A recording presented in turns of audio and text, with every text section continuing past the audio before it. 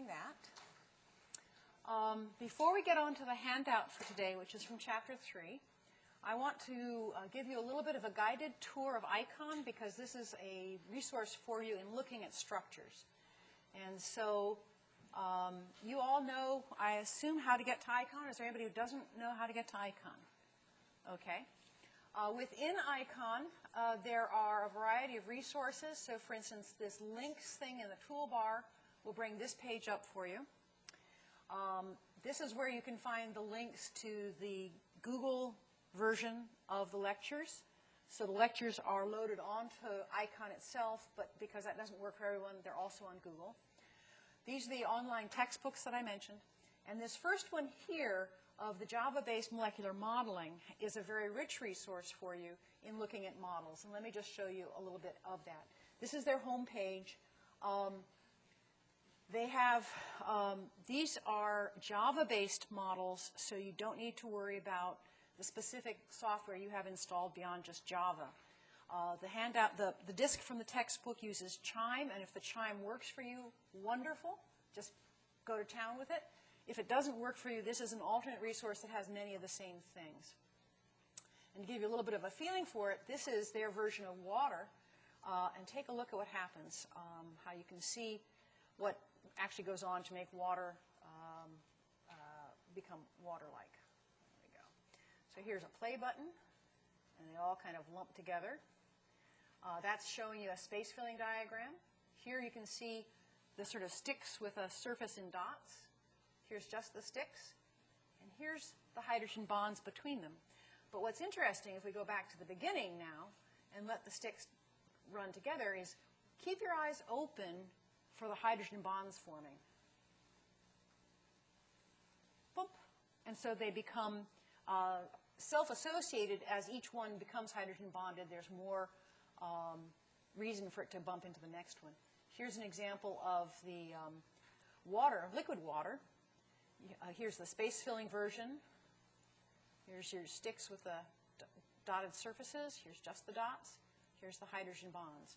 And you can turn that around now with your pointer, and you can see that most of those molecules have 3, and some of them have 4 hydrogen bonds, but it's not very tidy. Whereas if you were to look at the ice model, you can see it's far more regular, and now everything has all of its potential hydrogen bonds filled in. So you can really get an appreciation that even water has something about it that's interesting and complicated. And so I think I can close that tab now, and we can close this tab. Oops. Let's see. Let me open DNA again. Here we go. There we go. I'm going to park the DNA version for a second because we're going to be coming back to that. So, there we go. So let's go to the handout now. And this should be in your handout. I have online either the audio PowerPoints, which was the first lecture, or the movies for the other 2. Has anybody tried to view one or the other and not been able to succeed with either one? Has anybody succeeded with either one or the other? Okay. We do routinely make available practice exams closer to the exam, so those will be available to you. We will also be working out review questions to help you work on that. Has everybody who wanted to buy a textbook been able to do that? Is there anybody who has not been able to get a textbook from the IMU bookstore? Are there still any difficulties on that? Okay. Again, remember that the boxed review questions at the end of each section are a good way to go over the material. I know at least one student who needs a certain accommodation has been in contact with me. If there are any other students here who need accommodations, please get in contact with me so that we can make sure you get the full chance to show us what you know. Any other questions?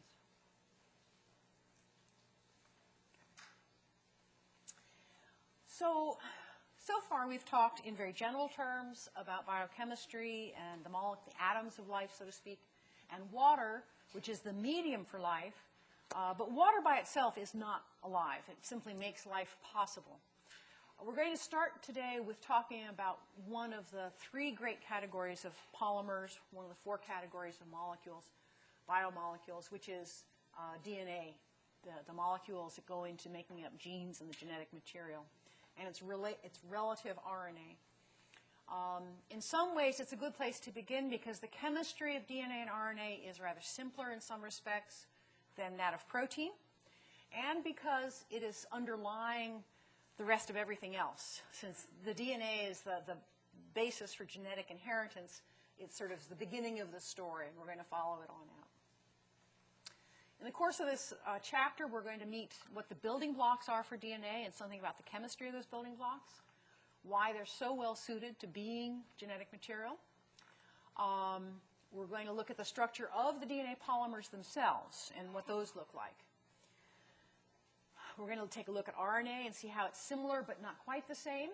Again, I'm going to say again, please, if you don't come in late, leave that back quadrant empty for people. Thank you. We're going to look at information flow. How is it possible for information to move between molecules? And take a little taste at the end of what the molecular information is, molecular techniques are that we use nowadays to get the most we can out of DNA. This picture here is just a sort of highlights the contrast of what DNA can and can't do. The top picture is a light micrograph of a normal epithelium. The bottom picture is a light micrograph of abnormal epithelium, in this case something that has cystic fibrosis. The difference between this and this is a single base in the DNA, single base pair, and a single amino acid in the protein. And all the rest of that differences flow out of that one change. So it's very powerful stuff, DNA, and well worth knowing more about. So let's look a little bit at the background of DNA and how we got to thinking about it. The earliest reliable thinking or insightful thinking about inheritance as a process came from Mendel. And he worked in the 19th century and came up with this idea that there were things that he called genes that in some way were the unit of inheritance, that you could have little packages that provided for inheritance. And he did the first foundational work on that. There's a funny story on what kind of a swamp he fell into afterwards. In parallel work that wasn't seen as related at the time, Miescher discovered something called nucleic acids, which were thought to be kind of simple things because the way he purified them broke them down into fairly small parts. It turned out later on that they were larger than that and not really stupid.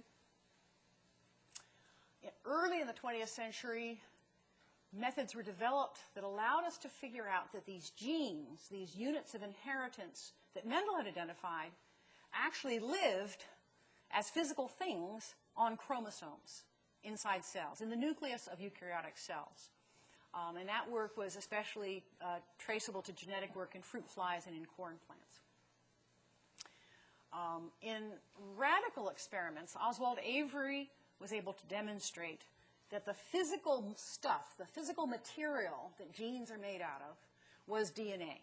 And this was in the middle of the Second World War. This seemed at the time to be very radical because protein was complicated and beautiful. DNA looked simple and dumb, and yet DNA was what the genes were made out of. He has 3 classic papers showing that this had to be true. This was confirmed more directly through the classic Hershey-Chase experiments that we'll look at a little bit. About the same time, Erwin Chargaff made this strange observation that if you went through all kinds of different species, the composition of the DNA would vary, but there are always equal amounts of adenine and thymine and equal amounts of guanine to cytosine. So there's something going on there. And then almost at the same time, we see Franklin's and Watson and Crick's work. Franklin was able to show that DNA, the molecule that Avery had shown was the genetic material, is actually a helix and a double helix. And Watson and Crick used her work and Chargaff's work to come up with the base pairing of the helix that gave it the informational potential that it now is known to have.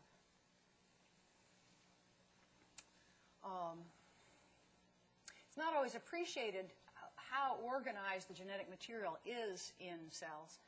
These are chromosome spreads from metaphase cells In this case, they have been stained by a method that allows it to reveal the more and the less genetically active regions that are more used for making proteins stain differently than others.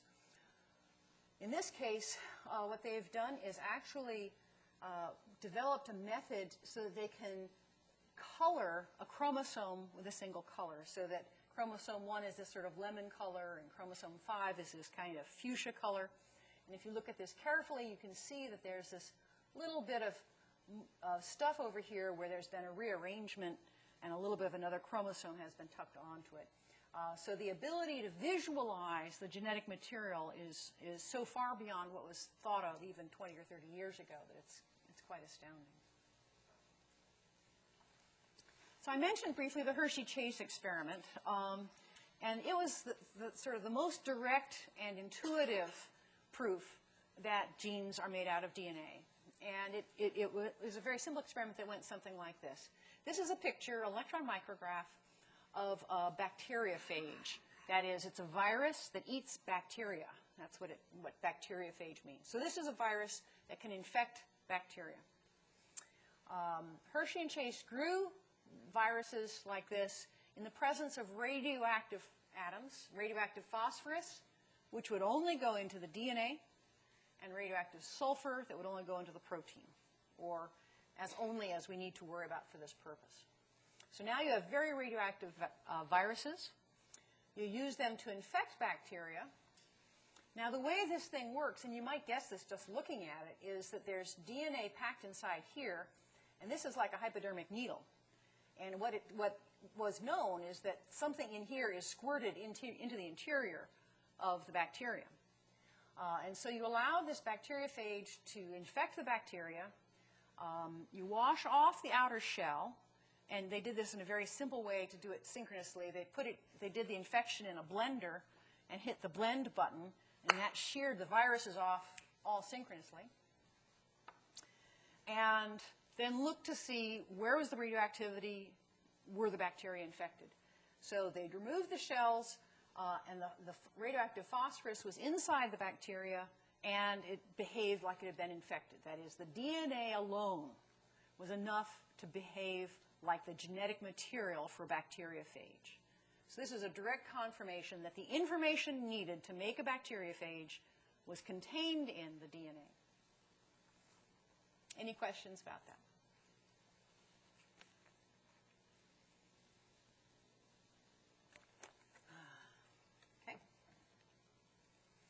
Okay. So what is DNA made out of in order to have such marvelous, amazing, magical powers? Well, it actually is made out of a rather simple set of tools, or a simple set of building blocks. There are only 5 bases used to make up DNA and RNA. 2 of these are purines. That would be adenine and guanine. And 3 of these are pyrimidines, thymine, uracil, and cytosine. Now, they're called bases because they are weakly able to be protonated and unprotonated. We tend to forget that. But the other feature that you can see about these is they're all heterocycles, that they are ring-shaped molecules that include nitrogen inside the rings. The purines are the larger of them. The pyrimidines that have the bigger name are the smaller ring structure. If you take a base and add a sugar, you have a nucleoside. And if you take a nucleoside and add phosphorus, you have a nucleotide. It says here, see the CD. If the CD works for you, that's good. If not, I believe we can get the same effect on... I'll come back to that in a little bit. That Java-based website has a lot of this information in a very visual form as well. Okay. So this is looking in slightly more detail at the purines. So here is the molecule purine itself. You notice there's numbers on it. You don't need to worry too much about exactly what those numbers are, but they're there. The atoms of the rings are numbered. And both adenine and guanine can be thought of as just a substituted form of purine. So adenine here has had an amine group added up here, and guanine has had an amine group added here and a carbonyl oxygen added there. So you can see they're really still pretty close to the structure of purines. And they also are numbered around the rings. Here's pyrimidine. Again, the atoms are numbered around the ring. Again, it's a heterocycle. It has 2 nitrogens. This is an aromatic ring. Maybe if I can go back a page. So these are aromatic also. And again, all 3 of these can be seen as substitutions on pyrimidine. So cytosine has the carbonyl oxygen here and an amine group. Thymine has both oxygens there and a methyl group. And uracil has oxygen and oxygen, but no methyl group. So again, just the idea of sort of hanging some things off of this aromatic heterocyclic ring. Now those bases are going to be attached to a sugar ring, and that's what makes it a nucleoside. You think of glucose or sucrose. That -ose ending is that flag for sugars. So a nucleoside is the base plus the sugar. And here they're showing you ribose. And if you notice the primes, there are primes in here because we already started a numbering system on the bases. And ribose has a numbering system of its own when it just exists on its own. So by adding primes, we say, start the numbering over again. These are the ribose things. So 1 prime, 2 prime, 3 prime, 4 prime, 5 prime. This is going to matter because we're going to talk about the 3 prime end and the 5 prime end of the molecule. Those primes are off of the ribose or deoxyribose sugar rings. So whatever base you're talking about will be attached there at the 1 prime carbon, replacing what would normally be there in a ribose molecule. You can see here that this is, has some of the features we're used to in sugars. It has several alcohol groups. That's going to end up being very handy. The other thing to notice is the difference between ribose and deoxyribose. You can probably guess deoxyribose must be missing an oxygen, and it's a 2 prime deoxyribose. So in normally occurring molecules, this is the place where you're going to be missing the oxygen molecule to distinguish between RNA and DNA. Now you'll notice that between the ribose and the deoxyribose, the bases are in the same place. This is still free to do things and so on. The only difference is at that 2 prime carbon. Okay. So if you take a nucleoside, the base in sugar, and add phosphates to it, now you have a nucleotide. You can add a single phosphate. So here we have adenosine monophosphate. There's the adenine ring. Here's the ribose sugar, and here's 1 phosphate. Here's guanosine diphosphate. So here you have 2 phosphate groups head to tail. There's your guanine ring. One of the variations, little changes in nomenclatures, if you're making out of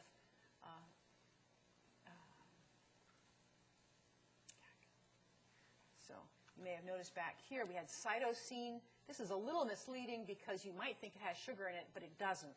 That's just the name for it. And so to clarify that, when we're looking about the nucleotide, you have cytidine rather than cytosine.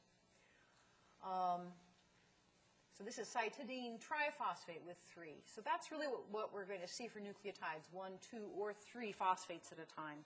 And we're going to see why we can have that many when we talk more about what ATP gets used for in other ways. Now, one of the powerful things about nucleic acids and about the nucleotides is that because the di and triphosphates have more than 1 phosphodiester in there, they have this potential for making a polymer, making a chain where instead of having another phosphate there, they have what would have been another nucleotide. And so if let's just take, oh well, it's okay there. Let's just take a look at this guanine for a second. So here's the guanine base. There's the sugar involved. And here's the 5 prime carbon, and that would have been an alcohol, but it has a bond through a phosphate. This is a phosphodiester bond to that adenine. And it has another phosphodiester bond off of its 3 prime carbon down to this thymine. And so The fact that the sugars have two places to react, they have the 3' and the 5' positions they can react, and the fact that the phosphodiester's can make two bonds means you can make something linear. When you can make two bonds, you can just add things together, line, line, line. So this is why we have linear DNA instead of branched DNA. It only has really two places to polymerize, and it makes a molecule like this. We talk about what's in here, what's left of that nucleotide, as the residue.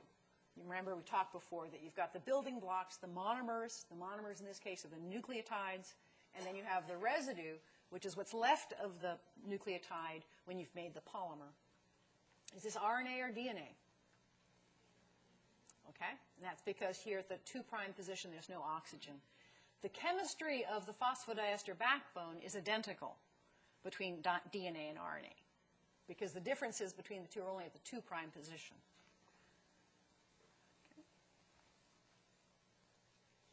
Okay. Now, if all we could do is make a linear molecule, it would not make a very good genetic material.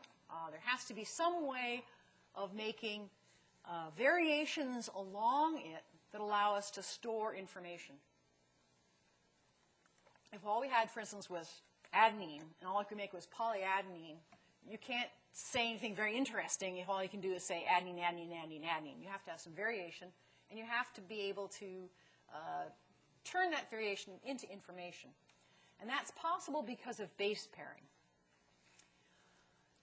When we look inside of the double helix, we find that there are some extremely important hydrogen bonds. There are hydrogen bonds that form between adenine and thymine. And so you can see here's one, and there's the second one. And there are hydrogen bonds that can form between guanine and cytosine. So here's 1, 2, 3. And what this means is that the sequence on one strand of a double helix has a complementarity to what's on the opposite strand. It has the information to specify another one. Some other features about this is that in these base pairs, it's always a purine to a pyrimidine.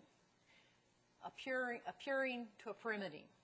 So there's always roughly 3 rings, or if you want to count this part, roughly 4 rings worth of width across. So the base pairs are the same length as each other, pretty much.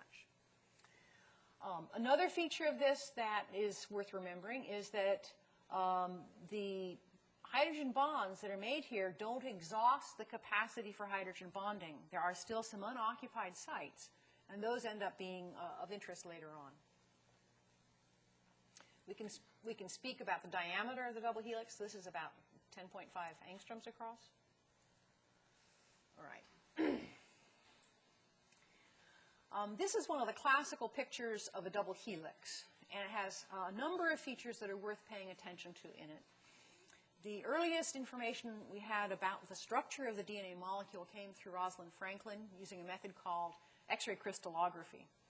And based on her X-ray crystallography, she was able to figure out a number of features about DNA that all turned out later on to be biologically significant. The first is that this is an anti-parallel helix. Okay, what do we mean? On this backbone, the 5' end is up here, and it winds down and around to the 3' end down there. If you look at the opposite strand, it's the 3' end up here, and it winds down and around to the 5'. So it's anti-parallel. It's also a helix, and in a helix, things go around as they go up. They don't get wider. Things that get wider are spirals. Okay, so this is a helix, not a spiral. She was also able to tell from the X-ray crystallography that the bases were found on the inside and that the phosphate was on the outside. So the general chemistry of DNA was known, but she was able to locate where those parts were based on the X-ray crystallography. She was able to tell that it was a right-handed helix. Now, it's not as obvious in this representation, but you can sort of see the helix rising to the right like that. So in something that's helical, it can either rise to the right or rise to the left. The pedestrian bridges on Riverside, one of them is a right-handed helix and one of them is a left-handed helix. So when you go by them the next time, take a look at them and see if you can figure out which is a right-handed and which is a left-handed helix. And if we have a moment, I'll go back to that Java to let you take a look at that and some other representations. There were some important dimensions that she was able to deduce. So, for instance, that the repeat unit was about 34 angstroms, or 3.5 nanometers up, and that there were 10 base pairs in that repeat. She was able to identify the diameter side to side as about 20 angstroms. So those are important dimensions of the actual molecule as found in living things. Watson and Crick were able to take that information, which was available through a seminar and an unpublished internal report, and combined it with insights from Chargaff's rules of A equals T and G equals C and model building to generate the final details of this model. And the final details that emerged were, one, the base pairing itself, the idea that the A and T pair would be complementary and the same general size as a GC pair. And a feature that was not obvious at the level of X-ray crystallography that Franklin was able to do at that time has been confirmed since then, which is what's called the major groove and the minor groove. So you can see when you look at this molecule that it's not like a tube. It's not a flat surface. It has grooves on the surface, and that they're not the same size. There's the major groove, which is a wider of the two, and then the minor groove, which is the narrower of the two. I think the next picture will, this will show it another way. So this is showing you a DNA molecule in 3 different representations. It makes it a little easier to see some of these features and on one molecule and easier to see different features elsewhere. This diagram is emphasizing the phosphodiester backbone. And so you can see that backbone running as a continuous polymeric molecule. You could imagine just a straight backbone without bases on it even could exist. And there's the backbone of one side of it, and here's the backbone on the opposite side running anti-parallel. In this picture, it's emphasizing the base pairs, and by coloring them in 4 colors, you can see you can have A versus T, or you can have T versus A. It doesn't matter a whole lot. You can have any possible combination up and down, as long as you get A to T, G to C. And then here is a space-filling diagram. This has been rendered in the same colors as here, but now you're seeing the van der Waals surfaces of the molecule. Harder to see that there's hydrogen bonding happening in there, much easier to see, in this case, the major groove here and the minor groove there. So in general, for molecules, there's going to be some representations that bring out a different set of features than others. Any questions about the structure of DNA before we move on?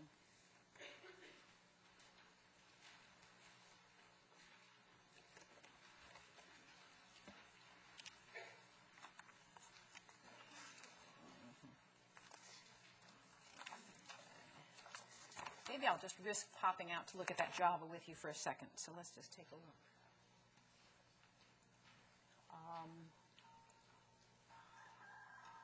I turned that off. I could swear. I turned that off. Sorry. Okay. So here we're looking through the, this is the Java-based molecular modeling. This is the first representation that it'll pop up for you. And then you have a lot of things you can play with to examine the molecule interactively. Here's the backbone. So you can see the backbone molecules going around in that double helix. You can emphasize the bases. So there you can see how they're almost flat, not quite, parallel to each other. And you can see the hydrogen bonds, which are right there in the middle of the double helix. Let's do the thin. Do a thicker thin. You can make it turn, so you can get a better look at that. You can turn it by hand if you want to explore it. Here we're looking end on down, and you can see that the backbone on the outside, you can see the bases on the inside. So I encourage you to spend a little bit of time playing with this to get a good feeling for the structure of the DNA.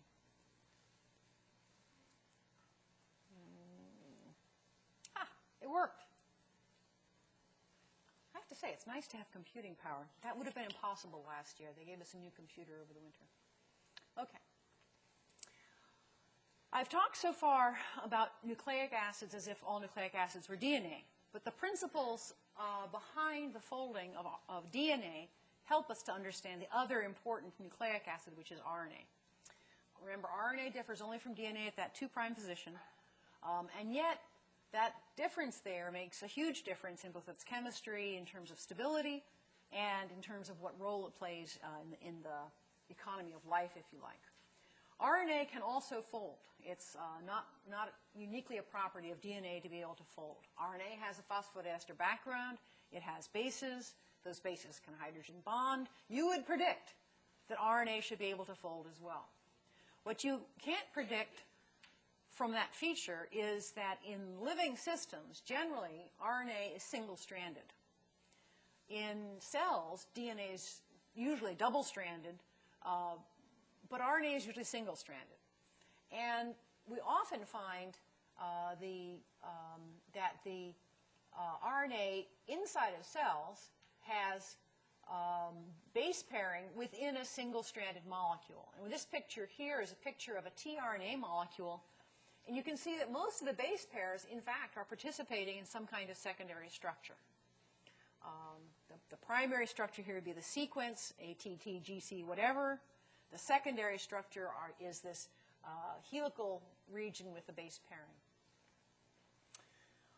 RNA molecules like this can end up taking some quite complex structures. Even just looking at this tRNA, I think you can see it's a fairly complicated structure.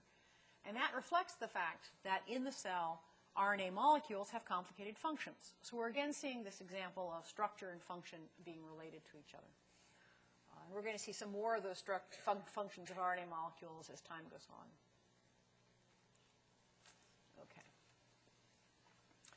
Just to make life that little bit more interesting, not only can DNA make double-stranded molecules and RNA make single-stranded molecules, RNA and DNA can hybridize. They both have base pairs, right? So they can, as it turns out. The structure of the DNA-RNA hybrid is a bit different from what we were looking at for the DNA molecule so far. It's a bit wider side to side. It's a bit flatter base to base. And the bases inside of it are tipped more than they were in the DNA-DNA double helix. The overall features of this DNA-RNA hybrid are going to resemble something called the A form. What we had talked about so far up to now on DNA was called the B form of DNA.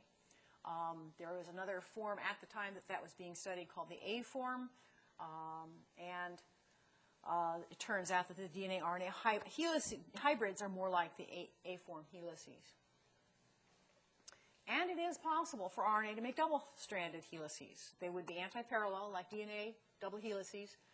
And they are most commonly seen in things like viruses, although there are a few other uses for double-stranded RNA as well. So let's take a little bit of a look here at the other two forms of DNA that are reasonably well understood right now. I'm not going to claim that this exhausts the universe of forms of DNA. There may well be others out there to be discovered, but this is already getting more exotic than we thought it was 25 years ago. If we look here, this is the B form of DNA that we've talked about so far. And this is a space-filling diagram where we're emphasizing the phosphodiester backbone there. So you have the minor groove and the major groove. This is one where you can sort of see into the molecule to see where the bases are. So this is a B form DNA here. This is the B form DNA here. Here's the A form. You remember I talked about how DNA-RNA hybrids were wider and flatter. This is more like what it looks like in a DNA-RNA hybrid, but there are conditions under which DNA by itself can take on that shape. And so here is the A form. We can see that the tilting of the bases in there. Both the B form and the A form are right-handed helices. It's rising to the right there. Okay? So these are both right-handed helices. One of the amusing things in life is that about half the pictures of DNA that you see in common places like magazines and so forth have the handedness wrong. And if you want to have a giggle, keep an eye out next time you see a DNA molecule to see if they have it, whether they flipped it or not, putting it in. It's actually a website that keeps a record of all the places that there's incorrectly handed DNA. In the 70s, a third form of DNA was discovered. A and B forms date back to the early 50s with Rosalind Franklin and Watson and Crick. There was, in the 70s, discovered a third form of DNA, which was called Z-DNA. And Z-DNA has a number of features that are odd about it. One is that the backbone is somewhat kinky, left going through wiggling up and down as it goes, which is why it was given the Z name. It's narrower side to side than either the A or the B. It's a repeat distance from one base to the next one is longer than either of the two. So it's skinnier this way and more stretched out that way. And the packing is rather different. You can see for both the B form and the A form that the phosphates, those very charged polar phosphates, are on the outside, and the bases are kind of tucked there in the middle. In Z-DNA, it's almost like it's a segregated molecule, that most of the phosphate backbone is to one side and most of the other side is the bases. The other feature that's very strange about Z-DNA is it's left-handed.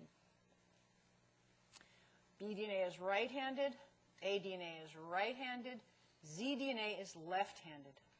Very strange. You can see the left-handed helix there, I think, very clearly. Still has exposed surface that's available for interacting with other things that can make hydrogen bonds. And it's still base paired. Z-DNA still exploits the ATGC base pairs. So that part of the chemistry is the same.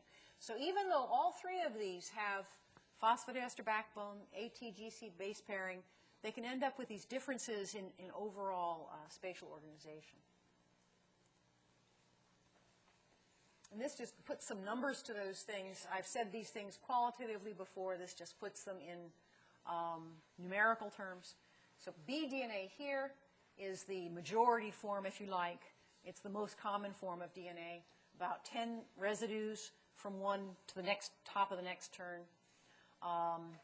It's about 3.5 angstroms up and down, or per residue rather, and so that makes it 34 angstroms for one complete turn. Here, this is only 28 angstroms for a complete turn, so it's squatter. And here it's 45, so quite a bit farther apart for one complete turn. 12 bases, 12 residues per turn in the Z-DNA compared to the just 10 in the B-DNA.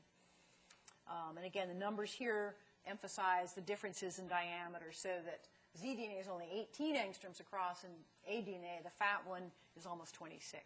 I don't expect you to memorize these numbers. I just thought you might like to see some specifics behind the qualitative hand-waving.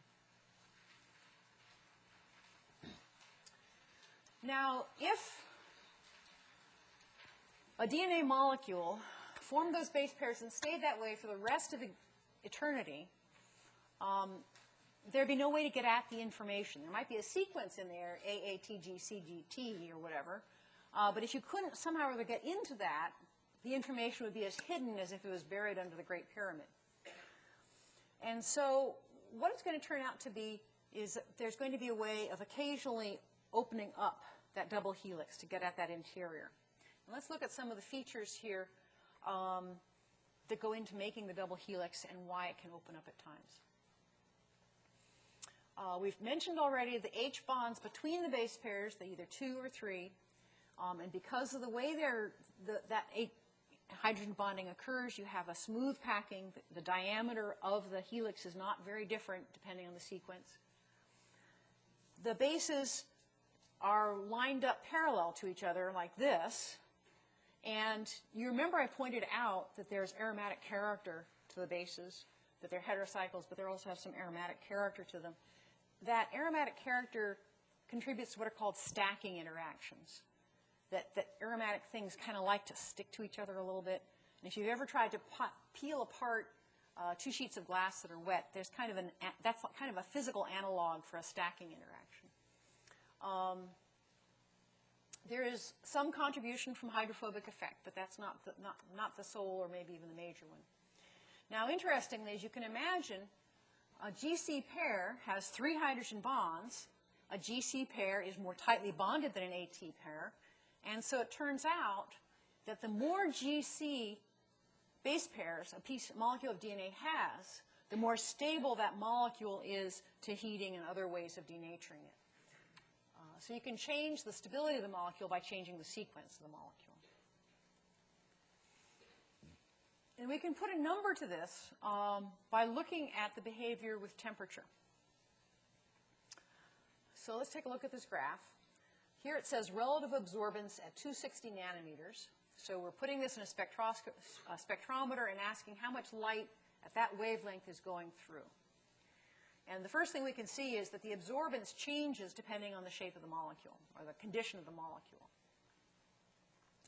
A relatively low absorbance when it's in the double helical form, increased absorbance when a fully melted form. So when the temperature gets up here, instead of having a double helix that's anti-parallel, we have a bunch of individual wiggly molecules that look like funky spaghetti. And in this form, it absorbs about 35% more of the light at that wavelength. Those bases are now out, free to flop around, and the bases can absorb light at that frequency fairly well. And on this axis, we're looking at is changes in temperature. And as we raise the temperature, we start to see changes in absorbance, and then more, and then it kind of levels out at the final plateau level. Like we're going to see a lot of curves over the semester that are sigmoid shaped. And it's difficult to characterize those things just by their final extent or whatever, because how do you know you've gotten there, things like that. There are a number of reasons why that's not probably the best place to do it. Instead, what we're going to look at as the midpoint. So this point is half melted. We're seeing half of the change that we'll ultimately see. And we call that the melting temperature, not because things are fully melted there, but because half the molecules have melted and half of them haven't. This should strike analogies for you to pKa, that in a titration curve, half of the molecules are ionized and half of them aren't. We're going to see a lot of things over the semester where the characteristic number is something where it's half and half. And the Tm is an interesting number because the melting temperature, or the Tm, is going to be a measure of the tendency to come apart. And that tendency to come apart is twofold. One, it's a measure of how much GC is in there. The more GC, the higher the melting temperature.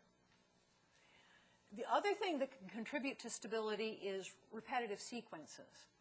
So if you have multiple copies of the same sequence, it's really as if the molecule is smaller and it can find itself faster and it stays together.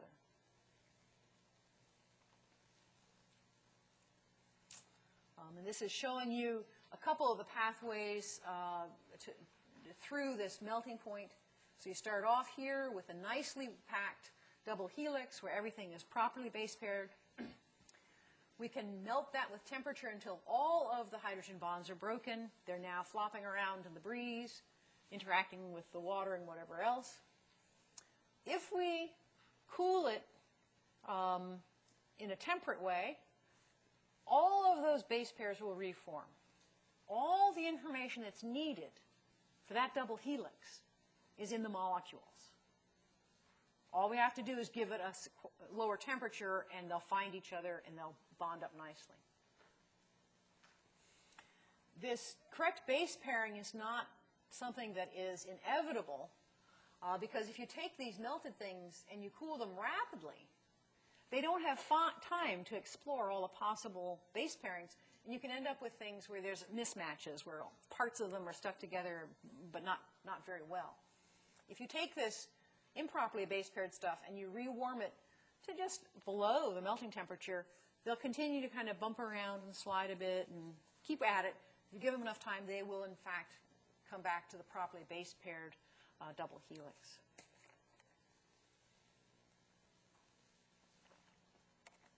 Any questions? Okay. All right. So.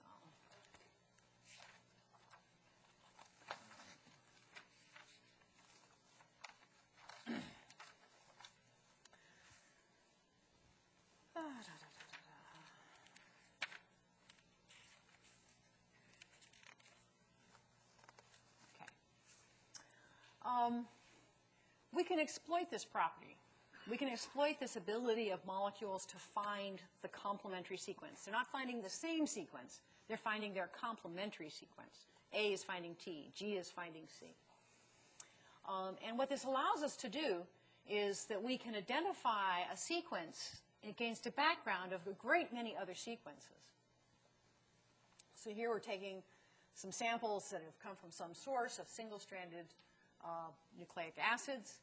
We can make them stick onto a membrane. This might be a chemically derivatized membrane. It might be nitrocellulose. A number of things will hold on to the nucleic acids. And then we can add to them a radioactive short sequence. And that short sequence will continue to bump around and collide until it finds its proper complementary partner. And it will hybridize there and create a band that way. We can increase or decrease how specifically it does that by making the conditions more or less favorable for these things to happen. If you have a lot of salt around, you can actually make it difficult for any to form at all, so the only ones that will form is where you have the most of all. Do it at a high temperature, only the most specific ones will form, and so on. And so you can either catch only the ones you're looking for, or you can catch the ones that are kind of like the one you're looking for. They don't have to be an exact match. Maybe you want to find relatives of that gene. You can do that. This one is being shown using radioactivity. Newer technologies allow us to do it with fluorescence now. So in many cases, you don't need to use radioactivity, but the fluorescent ligands are intense enough to pick that up. Okay.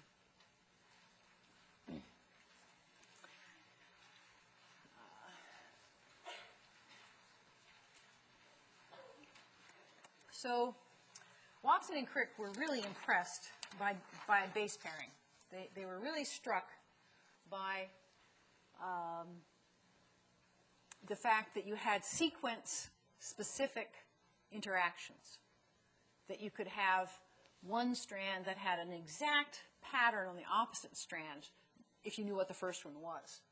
And so it was a very important insight on their part that the structure of DNA suggested something about how information is moved around in living systems. And we call that insight, or they call that insight, the central dogma. And the central dogma runs something like this. Because of the complementarity of the DNA molecule strands, DNA can be replicated into DNA. One DNA molecule can be the template for a new DNA molecule. Complementarity allows for replication, for transcription rather. You can take a DNA molecule and make a complementary RNA molecule that's a subset of all the information. And finally, this kind of complementarity between the nucleic acids can make for protein sequences if you use adapters that can connect the nucleic acid sequence somehow or other to an amino acid code. What this provides for in general is one-way flow for information. DNA makes more DNA. That's the inheritance of a cell. That's parent to child. DNA makes RNA. That's amplifying a gene to make many copies. RNA makes protein. That's allowing you to make a functional, bulky, kinetic, catalytic protein out of a nucleic acid that by itself doesn't do a whole lot. So in general, information flow is one way. As we've gone on learning about biology and about living systems, there are some minor exceptions to the central dogma. RNA viruses, for instance, are quite happy using RNA for their own genes. Reverse transcriptase can take an RNA sequence and make a DNA sequence out of it. We don't have examples so far of proteins making nucleic acids. That part of the central dogma is still holding up. And when we get to doing that, you'll see why. Okay? Any questions about the central dogma? I see it's time. I'll see you all on Friday.